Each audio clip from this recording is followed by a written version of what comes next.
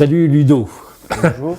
On va se tutoyer. Il se trouve qu'on est voisins, mais tout le monde s'en fout, mais tout de même. On va se tutoyer. Et merci d'être là parce que c'est pas si fréquent à Canal Pourpre qu'on puisse comme ça parler d'actualité entre guillemets, parce que c'est une actualité qui est un petit peu permanente. Mais enfin, il se trouve que c'est une actualité actuelle, c'est-à-dire... j'allais dire la grève des chemins de fer, mais déjà ce terme est discutable. Enfin bref, l'avenir de ce qu'on appelait jadis la SNCF, qui paraît-il, ça va s'appeler la SNCP, la Société Nationale à Capitaux Publics, où l'allusion au chemin de fer disparaît. Mais bon, je ne sais pas si c'est ainsi. Alors tout ça est connu sûrement d'un tas de gens.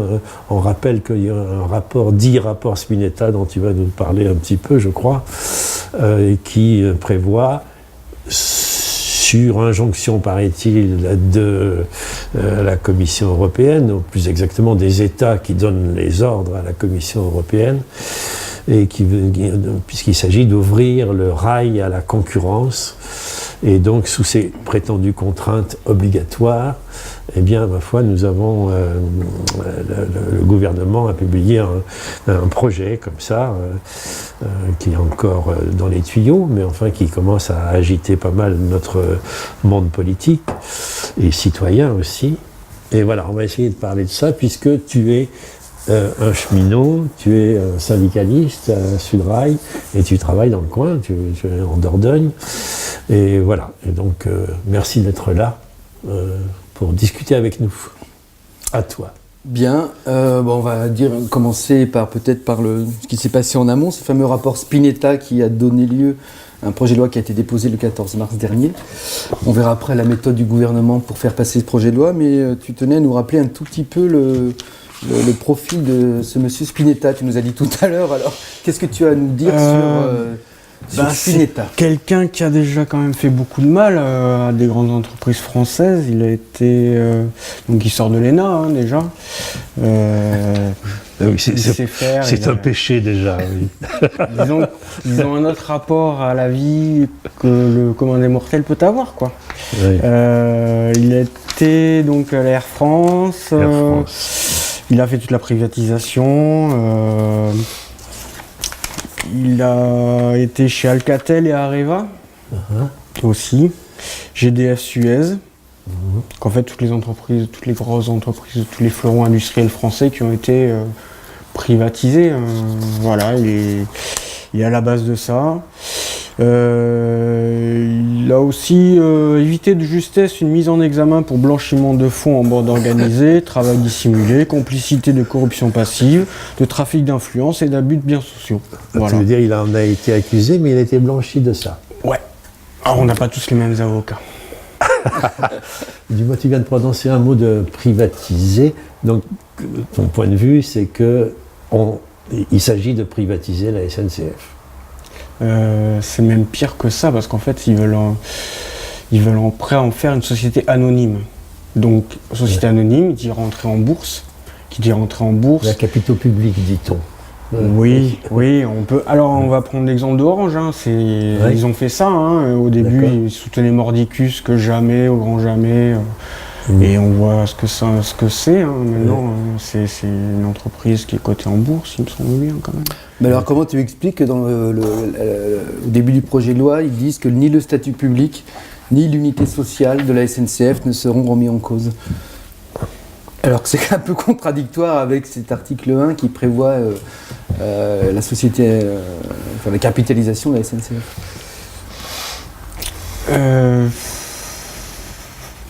Faut dire que c'est un peu simpliste de dire ça, mais ils mentent, quoi. D'accord.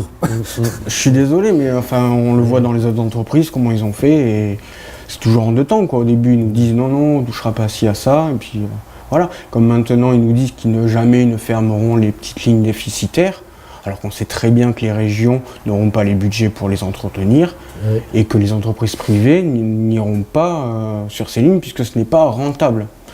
À leur sens. Justement, est-ce qu'on peut creuser un peu cette histoire de privatisation? En quoi est-ce que c'est un... Je vais me faire l'avocat du diable. En quoi est-ce que c'est un mal? Parce qu'après tout, on pourrait dire « Oh, bah, c'est chouette, la libre concurrence, donc ça va bien marcher puisque les types se sentiront obligés de faire tourner leur boîte, quoi, et de ne pas décevoir les clients. » Ouais. Alors déjà, on a l'exemple du fret. Oui. Du fret SNCF qui est... donc c'est ouvert à la concurrence. Hein. Ça s'est totalement effondré.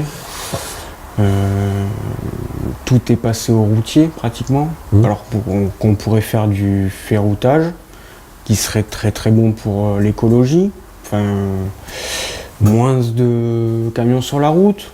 On est tous conscients quand il y a trop de camions sur la route, quand on conduit, quand on va quelque part, bon, c'est dangereux, quoi. 33 tonnes. Nous avons laissé faire, hein, je veux dire, ça fait longtemps, quoi. Ouais. Mon papa était à la SNCF, il s'occupait justement des marchandises. Et déjà, c'était pourtant il y a longtemps, mais il voyait ça se terminer, quoi. Et la route a gagné, enfin peut-être le lobby routier, je sais pas. Mais... Donc cette crainte, tu dis que le fret, ça s'est totalement effondré. Donc pour le transport de voyageurs, tu vois quoi? On va privilégier le TGV, en gros, c'est ça que tu penses on a l'exemple de l'Angleterre. Oui. Et il suffit de voir que les prix sont presque 4 fois plus chers. Ils n'ont pas de TGV, hein. C'est quasiment pas électrifié. Oui, ça, les tarifs ont très augmenté en Angleterre après. Je crois que c'est 14% du budget pour aller pour se rendre au travail, juste ça. Alors que nous, c'est dans l'ordre des 4%. D'accord. Et sur l'Angleterre, donc de nombreux accidents. Je crois qu'il y a une ligne, une très grosse ligne entre Londres et je ne sais plus quelle ville. Donc les trains n'ont pas été changés depuis 1974, pour vous donner une ordre d'idée. D'accord. On est quand même mieux lotis en France pour l'instant. Donc faut savoir vers quoi on veut tendre, quoi. Et tous ces pays-là en reviennent. Les Anglais, je crois qu'ils sont 56% ou 66% à vouloir revenir à un service public, quoi. Alors qu'est-ce que tu peux répondre aux gens qui disent oui mais en France il y a aussi des accidents et surtout des retards, le service public n'est pas bien fait. Les retards, les accidents, le dernier accident dans le sud de la France où soi-disant la chauffeuse de car aurait traversé alors que les barrières étaient fermées, certains disent que les barrières étaient ouvertes, etc. Enfin, tout ce qui est entretien, finalement on pourrait dire le service public ça marche pas tant si bien que ça. Alors tout à fait d'accord. Juste, il faut faire une part entre les accidents. Oui. Qui sont souvent, c'est pas tout le temps, mais dus au non-respect du code de la route. C'est au passage à niveau. Maintenant, il y a aussi, on pourrait faire des efforts pour supprimer les passages à niveau. Ça, pour moi, je pense que ça serait vraiment... Alors, ça coûterait dans la hauteur de 100 milliards pour tous les supprimer. C'est impossible en état des choses, mais bon, il faudrait y tendre, quoi. Avec des ponts, je ne sais quoi. Oui, tout à fait, comme ils ont fait pas loin, là, à Sainte-Foy. Je pense que les accidents, c'est pas vraiment un problème. Ça me rappelle Mark Twain. Il avait lu que les accidents de chemin de fer, c'était vraiment extrêmement rare et que la plupart des gens mouraient dans leur lit. Oui. Donc, il avait décidé de vivre sa vie en chemin de fer parce qu'au moins, là, il était tranquille, quoi. Certes, même si en Angleterre, après, avec la privatisation, il y a quand même eu beaucoup plus de... Ouais. En Italie aussi, il y a énormément d'accidents. Après, on peut citer Bretigny, hein. Là, par contre, c'est pur un SNCF, quoi. C'est défaut de maintenance, comme ça se passe partout en France. Et c'est une politique du risque calculé. Hein. C'est ça. Oui. On le voit bien. Hein. On accepte les dégâts collatéraux. Oui, tout à fait. Après, par contre, sur les trains en retard, les trains supprimés, les trains remplacés par un bus, là, c'est inadmissible. Enfin, moi, en tant que cheminot, Même mes collègues, on a honte, quoi. On a honte. Pour dire, on en arrive à un point où on se demande si c'est pas fait exprès. Pour que les gens. Bien sûr, bien sûr. Vraiment, hein. Mais c'est pourrir le système de façon à s'en débarrasser. Tout à fait. C'est vraiment. C'est aberrant. Hein. Ça... Et là, je comprends tout à fait la grogne des gens. C'est vraiment. Et les prix, pour un service rendu, les prix sont aberrants. C'est vraiment. Alors, puisqu'on parle de prix, tu as cité les 100 milliards nécessaires pour supprimer les passages à niveau. Et tu dis, bon, on n'a pas les moyens. Mais alors, moi, comme je te disais tout à l'heure, il y a une question qui me travaille, on parle de la dette de la SNCF qui, paraît-il, serait une machine à dette, enfin 3 milliards par an, dit-on, enfin il y a des chiffres, on balance des milliards d'euros, évidemment. Mais ma question c'est, mais au fait, la dette de la SNCF, elle la doit à qui ? Qui est le créancier de la SNCF qui serait débitrice à qui? Alors à qui elle le doit, je ne sais pas. Honnêtement, là, ça doit être aux banques ou à l'État, certainement.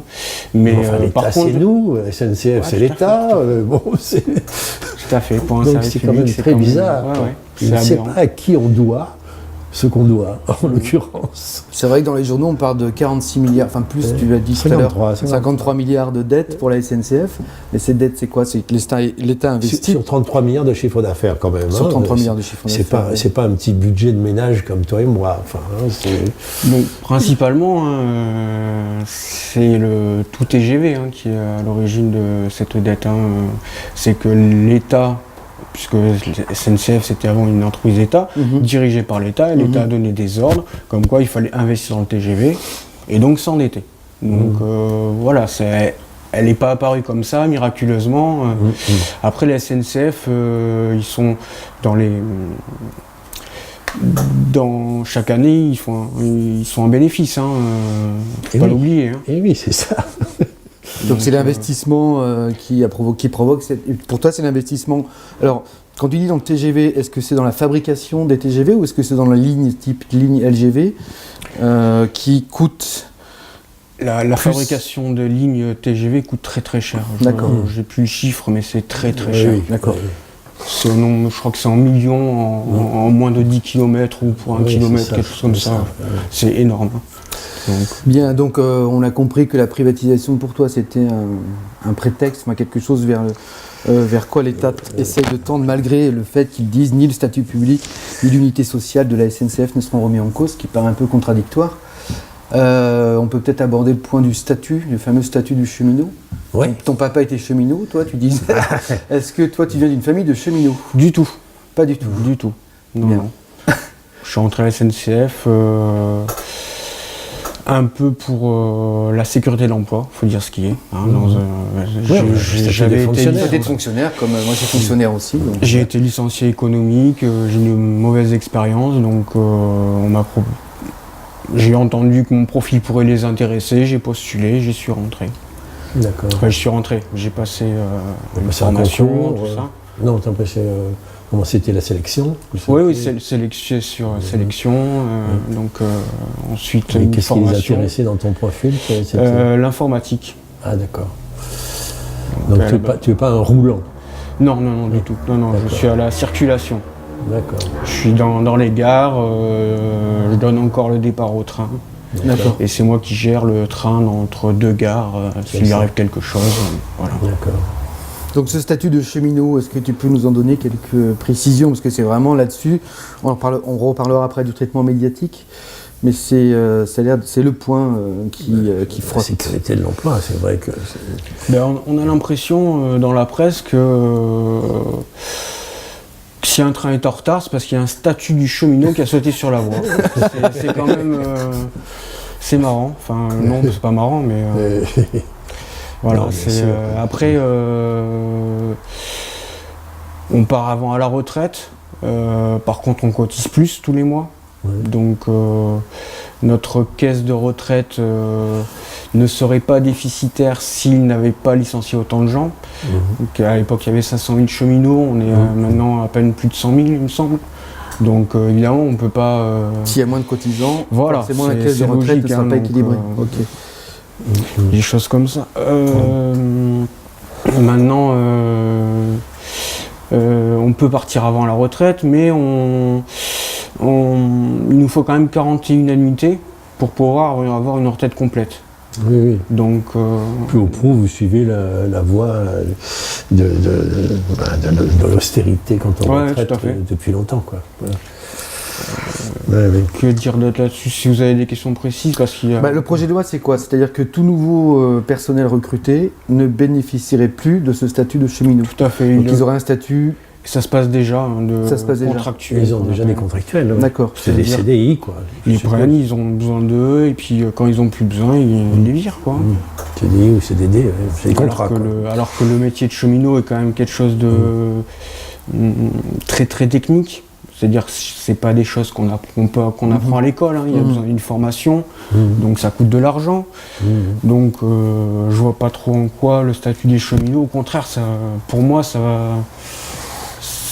va faire encore du déficit, quoi. Tu mettrais en avant le côté service plutôt que prestation de un client ou je sais pas quoi, enfin c'est ça. Tu mettrais plutôt. Qu'est-ce qui est scandaleux dans la. Je reviens à mon avocat du diable. Ce qui est scandaleux dans la privatisation, c'est qu'on oublie, on dit qu'on oublie le service. Tu viens de le dire pour l'Angleterre, les types s'en foutent, ils font pas le boulot, ils réparent pas les voies, ou je sais pas quoi. Ils montent les dégâts collatéraux en disant mais ça fait rien tant que ça marche. Bon, tant qu'on gagne du pognon, ça va. Alors donc cet argument, je l'entends comme ça, c'est-à-dire moi, SNCF, j'en ai marre d'être un prestataire de service, je veux être un prestataire de produits. Comme un autre, ça s'appelle une place dans un train, voilà, et je la vends au meilleur prix en me battant avec mes concurrents, etc. Est-ce que ça tient le coup, cet argument du service contre le bien, enfin contre le produit Est-ce qu'on peut demander aux fonctionnaires que nous sommes, moi j'ai été fonctionnaire, un statut de missionnaire au service du public, etc. C'est vachement bien, hein, je reconnais que c'est très beau, mais est-ce que c'est pas une intention un peu naïve et puis qui vit dans un monde idéal où nous serions tous solidaires? Après, on peut voir les choses autrement, c'est que s'il n'y a plus beaucoup de cheminots qualifiés, ça a tendance à faire monter les prix, donc les salaires. Ouais. Donc ça fera pas baisser non plus les coûts. Enfin, il y a plusieurs manières de voir les choses à chaque fois, hein. Maintenant, en fait, le statut des cheminots, on nous dit vous êtes des privilégiés. Oui, Après, je crois que le salaire moyen d'un cheminot, c'est 3 000 € brut. c'est ça. Et le salaire moyen d'un Français, c'est 2 900, quelque chose comme ça. Donc en fait, ramené en Je crois que j'ai ce chiffre. net, ça fait 70 € d'écart. Oui, c'est ça. Travailler les week-ends, les jours fériés, C'est ça. 2 soirées ou très tôt le matin. Réparer les voies dans des conditions difficiles, Tout à la fait, nuit, quand il fait froid, etc. Je vois pas beaucoup en quoi on serait des privilégiés. Si, on est des privilégiés parce qu'on fait quand même un métier d'utilité publique. C'est en ça que moi je crois qu'on est privilégié. Mais pour Mais les... c'est un privilège qui est défendable, hein. L'utilité publique. Tout à fait. Ça devrait même s'imposer. Sur le statut, non, vous parlez de dire autre chose. Sur le Ah voilà, ça y est, non, je vas-y. cherchais les chiffres. salaire mensuel brut moyen. Brut, hein, pas net, brut. À la SNCF, 3173. En France, 3034. Ça Oui. fait une centaine d'euros de plus. Ouais. Alors, ceci dit, il doit y avoir de grands écarts de salaire parce que tout le monde ne gagne pas. Non, je ne gagne pas 3 000 €. Voilà.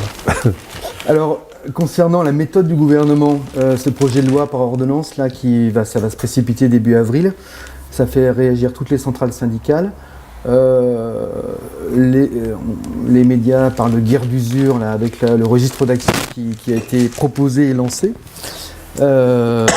L'absence de concertation, enfin la pseudo-concertation du gouvernement, l'absence de concertation est signalée par tous les syndicats. C'est assez inédit unités syndicales ou même les syndicats dits entre guillemets réformistes, Il y a 4 syndicats. comme la CFDT appelle à faire grève. Et alors j'ai lu que dans les grèves précédentes, on vous appelle à des cadres pour qu'ils aillent conduire les trains pendant les grèves, et que cette fois-ci, visiblement, les cadres avaient dit bah non, on va pas y aller. Est-ce que tu peux nous en dire un peu plus sur comment est-ce qu'à Bergerac vous êtes réunis, comment ça se passe, quelle est la situation? À Bergerac, on en parle, bien sûr. Hein, Ouais. Mais après, pour les cadres, je ne sais pas du tout parce qu'on les côtoie pas. D'accord.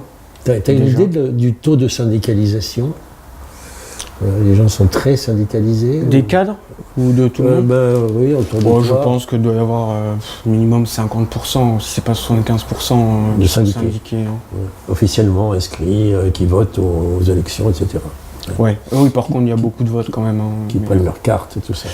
Qui prennent leur carte, je pense qu'il y a au moins 50%. Mais Non, après, parce que là, c'est j'ai les vraiment au hasard, chiffres, je n'ai pas du tout de chiffres. J'ai les chiffres des 4 syndicats là. En gros, c'est CGT Cheminot qui est le premier. Alors, on dit chaque fois des pourcentages, mais des pourcentages des voix aux élections professionnelles, mais on ne dit pas combien il y a d'abstention comme d'habitude. Oui. Donc, c'est très difficile de savoir. Mais enfin bon, donc la CGT c'est 34% en gros. Ensuite, il y a l'UNSA qui est la deuxième, 23 à 86, presque 24. Ton syndicat qui est le troisième avec 17%, et le dernier c'est la CFDT donc avec 15%. Hein. Mais donc on ne sait pas s'il y a beaucoup d'abstention à ces élections ou pas. J'aurais pu le savoir, mais je n'ai pas les chiffres. Pour revenir à l'unité syndicale, c'est pas tellement nouveau. C'est-à-dire que syndicats réformistes se lancent souvent dans la bataille. Par contre, ils signent avant les autres, quoi. C'est-à-dire que le patron balance un morceau de sucre et il se jette dessus. Ah, c'est bon, on arrête. Moi, je l'ai un peu amer, quoi. Parce que si on en est dans cette situation, ce qu'il y a eu déjà avant, donc des réformes qui sont passées et des grèves, et ils ont signé. Il faut savoir qu'il y a une loi qui est passée il n'y a pas très longtemps où il suffit de la signature de 2 syndicats Bien sûr. pour qu'un accord soit appliqué. Et Oui, ça s'appelle diviser pour UNSA, régner, hein, voilà, c'est- tout à fait. CFDT et UNSA, les 2 syndicats Oui. qui contiennent majoritairement des cadres et des maîtrises. Voilà, ils sont toujours là pour signer. Hein. Il y a toujours des carriéristes. Bon, des pour l'instant, économistes. c'est pas le cas, mais c'est le début, comme tu disais. Et donc, qu'est-ce que tu penses de cette grève un peu bizarre, cette grève perlée, cette grève de 2 jours sur 5, etc., pour que les cheminots ne perdent pas trop d'argent, pour qu'on tienne le coup? Ça, par contre, c'est un truc un peu inédit. Pas trop faire chier le monde. Et non. C'est inédit. Qu'est-ce que toi t'en penses? Parce que tu as, je C'est pense, difficile. un historique d'une lutte aussi syndicale. Dès que T'es Martinez satisfait? se pointe à la télé, on lui dit « Alors, vous voulez bloquer la France ?» Qu'est-ce que tu veux? Oui, pour ça, voilà, ça c'est le coup des médias. Mais toi, t'en penses quoi de cette action-là, perlée? Les gens ne doivent pas comprendre. Après, nous, en interne, on comprend le pourquoi du comment. C'est parce qu'en fait, un jour de grève, il faut savoir qu'à la SNCF, c'est 24 heures avant qu'ils doivent s'organiser Oui.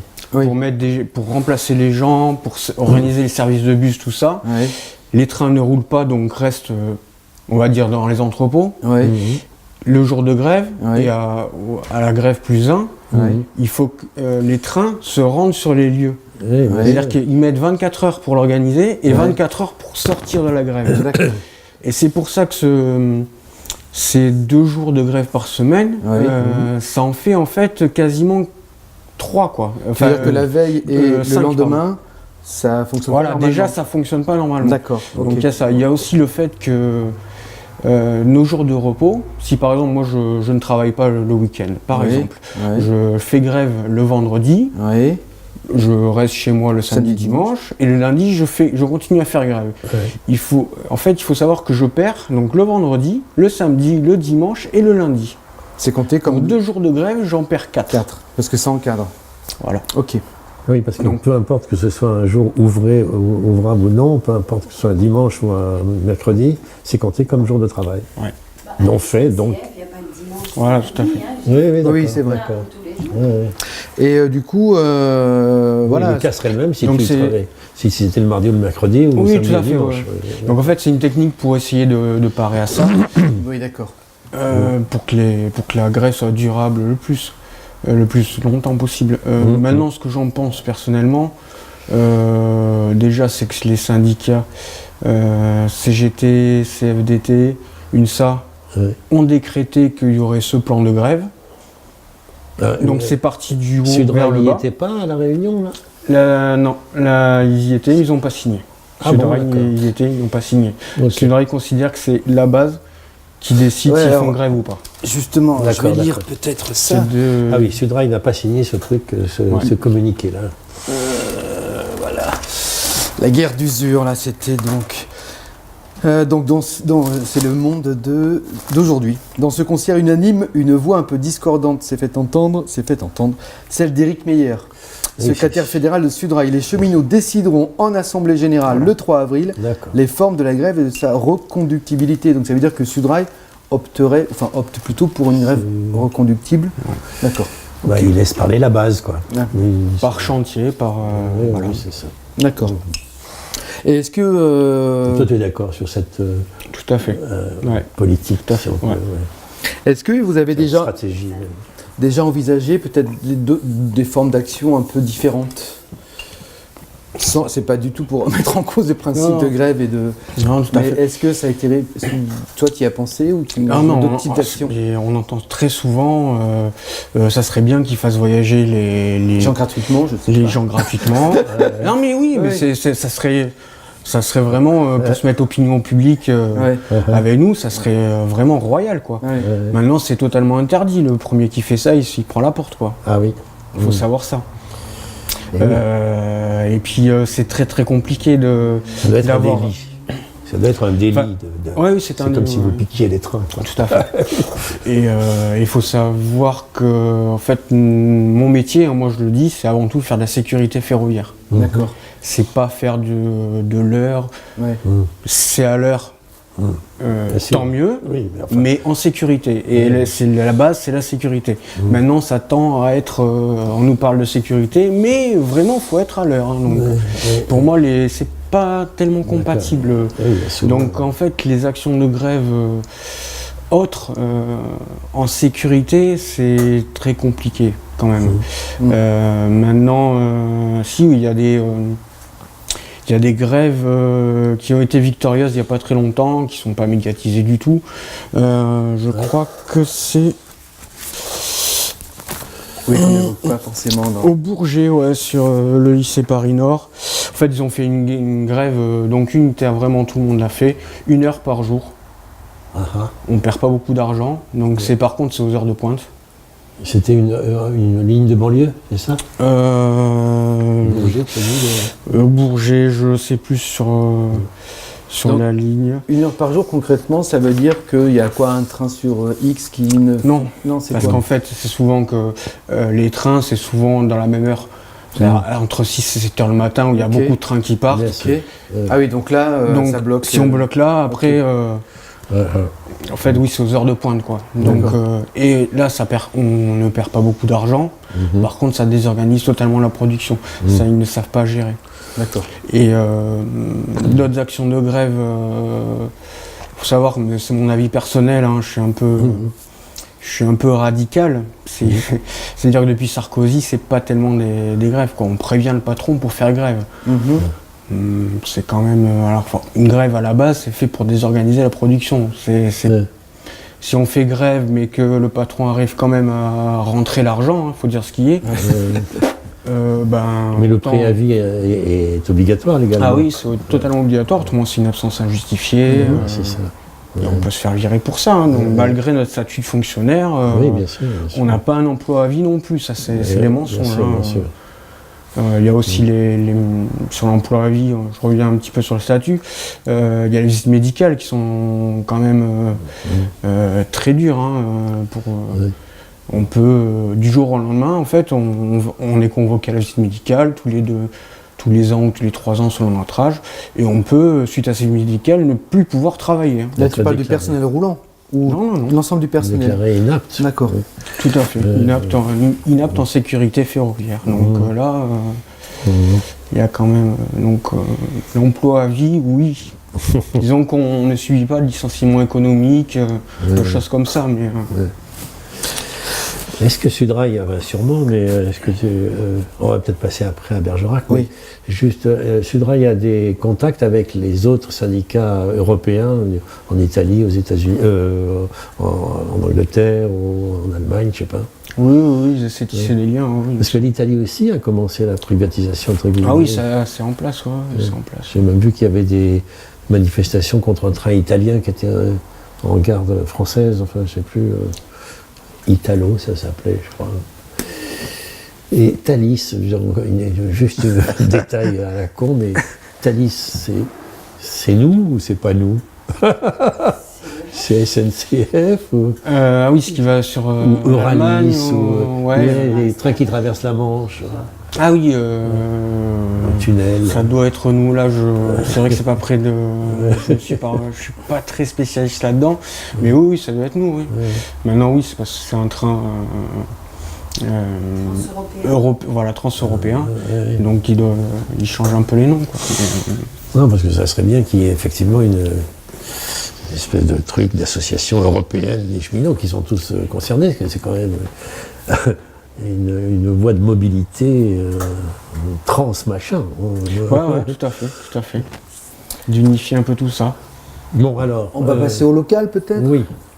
La Cette ligne. fameuse ligne, puisqu'on est à Bergerac, Bordeaux-Sarlat, que je prends de temps en temps, et je ne t'en veux absolument pas, mais entre les retards, les trains annulés avec des... Il t'a répondu là-dessus. À mon Sécurité avis, d'abord. Ouais, à mon avis, peut-être avec des explications un peu pas bidons, je ne sais pas, hein, train supprimé pour cause de machin, etc.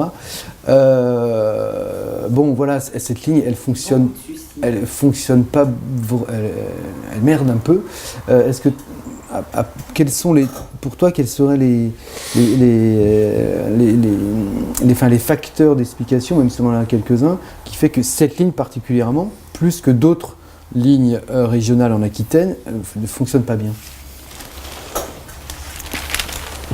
Est-ce qu'il y a des choses... Cette ligne, elle a été laissée à l'abandon pendant des décennies, hein, déjà. Donc, je crois que si on prend la voiture Bordeaux pour aller à Sarlat, on met quasiment autant de temps que le train. Ouais. C'est quand même aberrant. Oui, c'est aberrant. Donc, c'est des choix politiques qui sont faits. Hein. Après, c'est pas les cheminots que l'on voit tous les jours dans les gares ou dans les trains qui sont à l'origine de la dette ou de l'état général. Moi, je sais personnellement, et mes collègues c'est pareil, hein, si je mets un train en retard, on va me demander de m'expliquer. Et vite et bien, parce que en plus maintenant avec les différents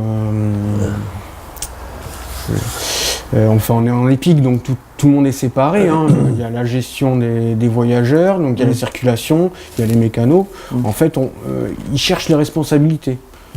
À qui imputer les minutes de retard. Parce qu'en fait, il faut savoir que les trains sont ici sont subventionnés par la région et que l'État, avec la région, quand il y a du retard, ils mettent des amendes. Et donc la SNCF, pour savoir qui paye l'amende, fait une enquête. Oui.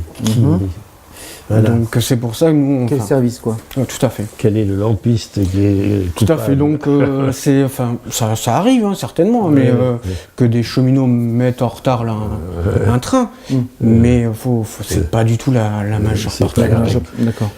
C'est drôle parce que les médias, ils aiment bien personnaliser les choses, donc là ils ont fait une double page avec tous les messieurs, parce que, enfin il y a la dame, la ministre du transport, mais tous les autres c'est des messieurs, avec les syndicalistes et les patrons de la SNCF, etc.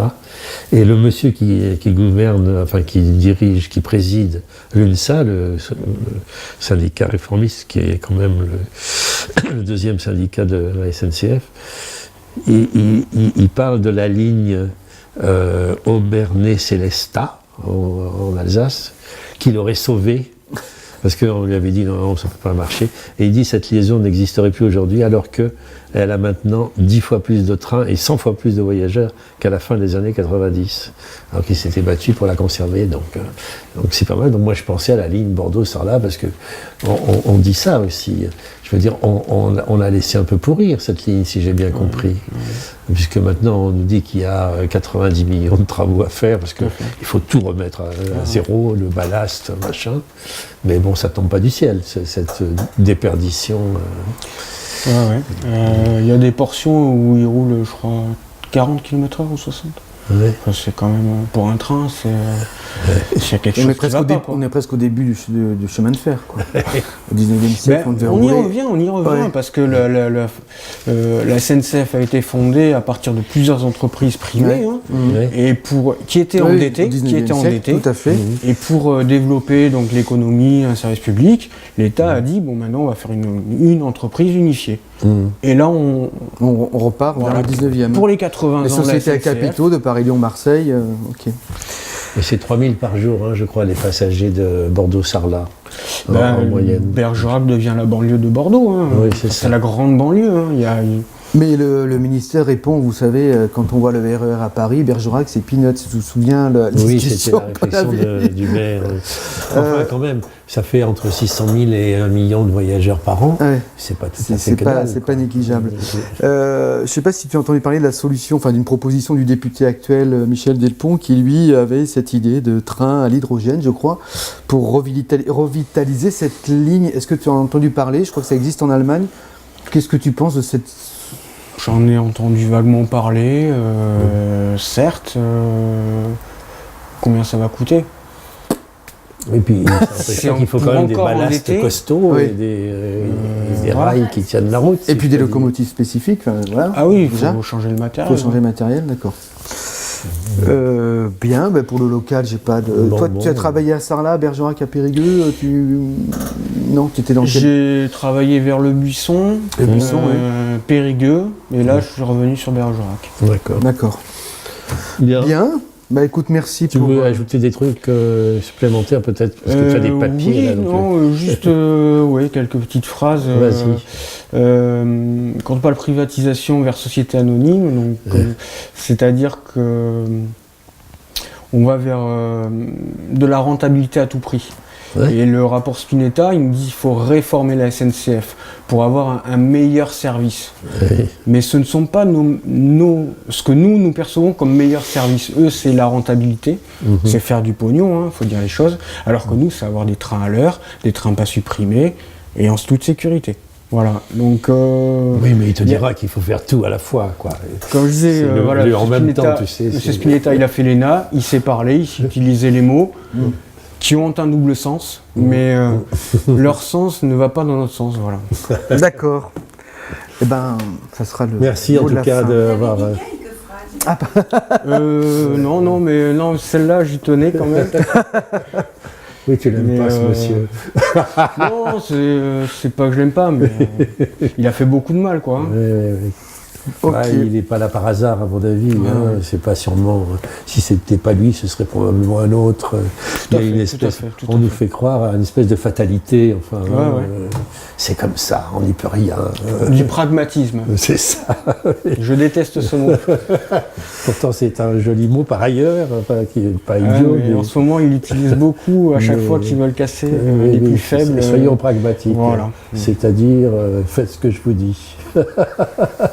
Bien, on s'apprête à une guerre de communication aussi, parce qu'on a vaguement évoqué le traitement médiatique, mais je crois que là-dessus aussi, là, c'est on aurait pu guerre il faut voir dans Action Critique Média, là, Crimed, ils passent leur temps à voir toutes les télés et les radios qui enregistrent, qui interviewent la CGT ou d'autres comme ça. Et il faut voir avec quelle arrogance les journalistes s'adressent aux syndicalistes. C'est un scandale absolu, quoi.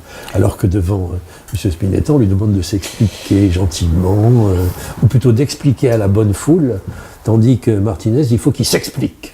Ce qui est quand même aberrant, c'est qu'on demande à quelqu'un qui ne connaît pas forcément le milieu cheminot. On lui demande un rapport à lui, alors qu'on devrait selon moi, demander quand même aux travailleurs du rail et aux usagers ce qu'ils en pensent. Qu'est-ce qu'ils veulent? Parce que c'est eux qui... Enfin, nous, on y est tous les jours. Les usagers prennent le train. Je doute que M. Spinetta prenne souvent le train. Non, mais quand même, parmi les dirigeants, entre guillemets, il y a des mecs qui s'y connaissent quand même. Hein. Oui, tout à fait, mais...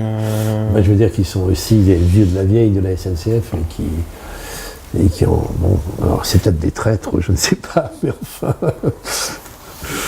Bien, et bon courage pour la suite. Et puis le 3, ça va commencer. On verra, peut-être que d'ici là, tout va changer. Le 22. Et il y a le 22, mais je parlais de l'action spécifique Le 22, à c'est partir la du 3. manif. Global, unitaire des fonctionnaires. Avec fonctionnaires. Bien, merci beaucoup Ludo.